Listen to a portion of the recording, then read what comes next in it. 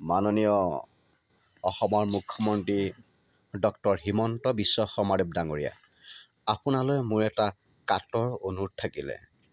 তাৰমানে কি হ'ল জানে, মই মোৰ ব্যক্তিগত কথা কৈছোঁ।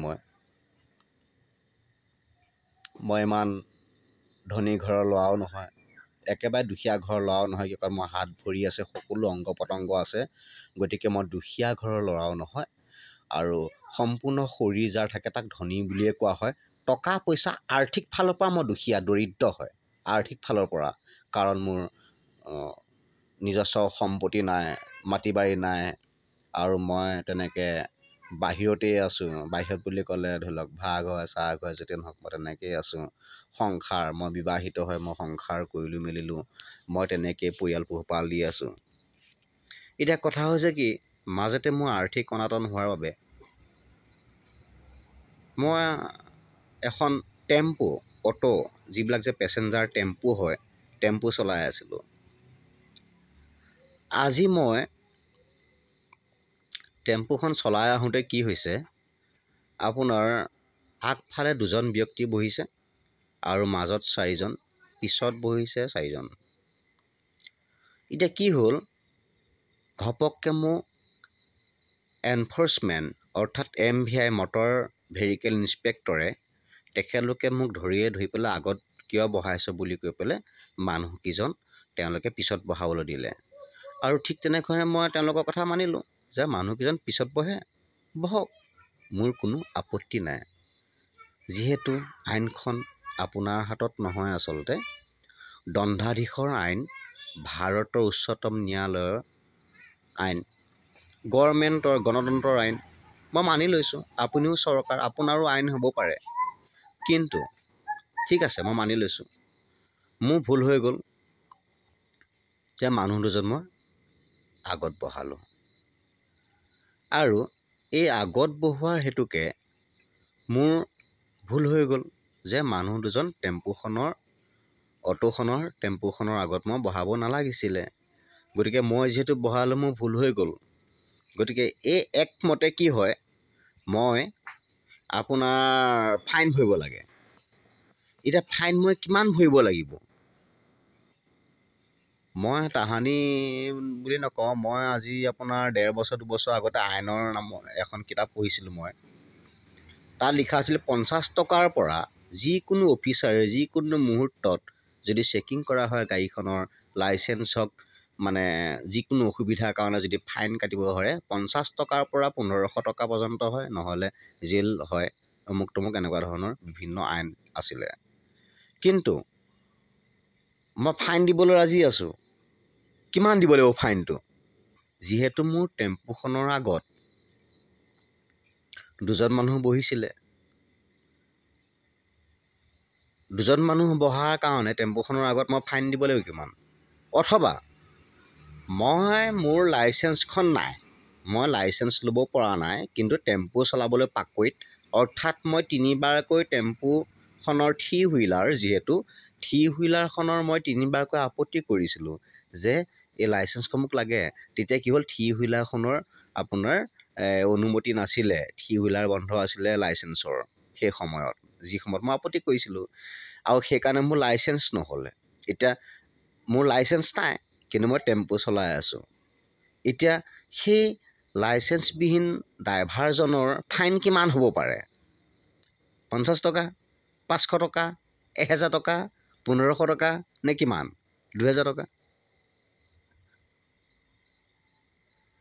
যিহেতু লকডাউনত জোলা জুপুৰি হৈ আমি সকলো টেম্পুৱালাই হওক, সকলো অসমৰ ৰাইজ, যিকোনো ব্যক্তি হওক, জোলা জুপুৰি হৈ আছে, তাতে কিবা এটা কৰ্ম কৰি চলি আছে, ঠিক আছে। কিন্তু গভৰ্ণমেণ্টৰ আইন উলংঘন কৰাৰ বাবে, তাকো আমাৰ চৰকাৰৰ আইন উলংঘন কৰাৰ বাবে তাকো মূৰ পাতি লৈছে। কিন্তু কিমান ল'ব? 500, 50 টকা, 100, 1000, 1500, কিমান ল'ব? অনুচিত কামবোৰ কৰিব নাপায়। 5000 টকা ফাইন, 5000 টকা ফাইন লৈছে। আজি মোক চালান কাটি দিছে 5000 টকাৰ ফাইন। 5000 টকা ফাইন হ'ব পাৰে নেকি? আমিতো কোনো বহিৰাগত নহয়, আমি স্থায়ী বাসিন্দা অসমৰ, আৰু সম্পূৰ্ণ গাড়ী টেক্স সকলোখিনি দিয়াই আছে। গতিকে ৫,০০০ টকাৰ ফাইন কিয় হ'ব? কোনে মানি ল'ব ৫,০০০ টকা ফাইন? ৫,০০০ টকাটো ফাইন মানি ল'ব নোৱাৰে। মই আজি দেখাওঁ, এয়া ৫,০০০ টকা ফাইন। ধৰিব পৰা নাই চাগে।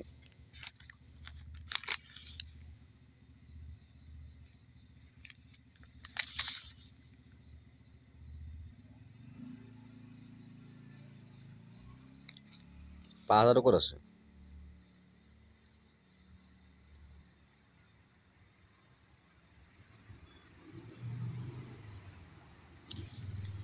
গতিকে মই ৫,০০০ দিবই লাগিব, আৰু যদি মই বোলে সময়ত দিব নোৱাৰোঁ তেনেহ'লে ৯০ দিনৰ জেল যাব লাগিব।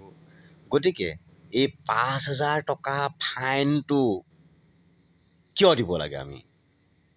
আমিতো কমাই দিব পাৰোঁ।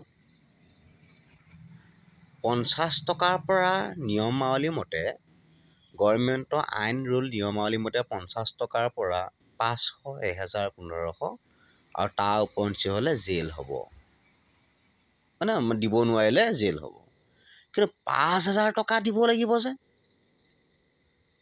আৰু যদি মই এখন টেম্পু চলাই ৫,০০০ টকাৰ ফাইনে দিব পাৰোঁ, তেনেহ'লে মই বহুত ধনী ব্যক্তি। আৰু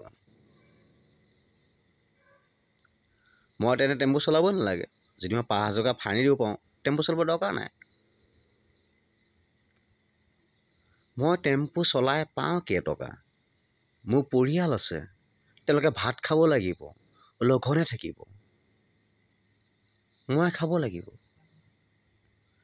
এই ৫,০০০ টকা ঘপককৈ মানুহ দুজন নমাই লৈ আগফালে কিয় মানুহ বহাইছোঁ, লাইচেঞ্চ চাওঁ, অমুক চাওঁ বুলি কৈ ফটো একপি মাৰি ধুনীয়াকৈ মেচিনটোত ঘাটকৈ কাটি দিলে আৰু যে ইমানটো ৫,০০০ টকা হৈ গ'ল, গতিকে দিবই লাগিব। কোন আইন? ক'ত আছোঁ আমি? আমি ভাৰতবৰ্ষৰ প্ৰজাগণ হয়, ভাৰতবৰ্ষত আছোঁ। আমাকে ব্ৰিটিছে অধীন কৰা নাই নহয়। কি কৰিলা তেনেহ'লে তুমি ৰাইজৰ হকে? মাননীয় মুখ্যমন্ত্ৰী ডাঙৰীয়া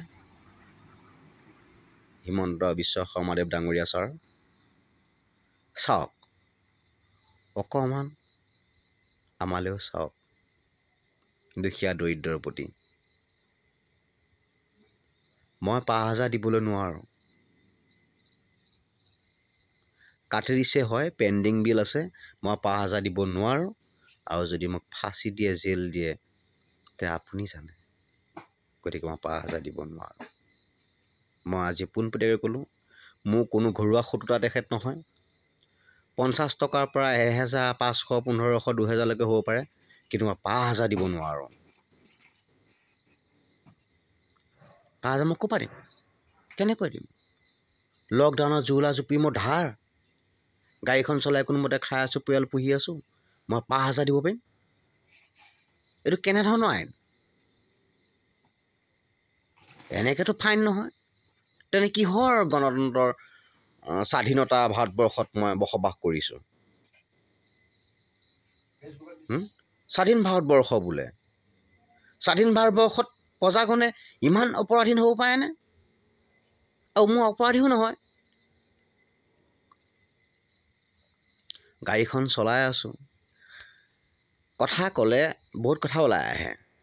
সেইদিনা কি হ'ল, এজন পুলিচ ইনস্পেক্টৰ নে কি নাজানো আৰু, ষ্টাৰ এটা লগাইছে। সকলোৱে কয় মই অফিচাৰ বুলিয়ে কয়। ষ্টাৰ লগালে অফিচাৰে হয় সকলো। লালটুপি এটা অফিচাৰ বুলি কয়, হোমগাৰ্ড এটাই কয় মইহে ডাঙৰ অফিচাৰ। গতিকে এই অফিচাৰসকল বাৰু, তেখেতলোকে যেতিয়া মোৰ গাড়ীখনত যেতিয়া মানুহখিনি তেখেতলোকৰ মিছেছ ফেমিলি সকলোখিনি উঠাই দিয়ে, তেতিয়া মোক সোধেনে, ভাইটি তোমাৰ লাইচেঞ্চ আছেনে? দাদা আপোনাৰ লাইচেঞ্চ আছেনে? তেতিয়াতো নুসুধে। তেওঁ টিলিককৈ দেখোন মানুহখিনি উঠাই দিয়ে আৰু ভাড়াটো দি পেলাই গুচি যায়। তকৈ একদম পূৰা জেগাত নমাই দিবগৈ লাগে, ভাড়াটো দিব আৰু গুচি আহিব, আকৌ নমাই দিবহি লাগে। তেতিয়া সুধিব লাগিছিলে। এইটো কি ৰুল? তাৰমানে সময়ত আহিব ঘপককৈ, অমুক কৰিলি, তমুক কৰিলি, ৫,০০০ টকা পায়। ৫,০০০! চিন্তা কৰক ভালদৰে। এনেকৈ দুখীয়াৰ তেজ টোপাল নষ্ট কৰিব নালাগে।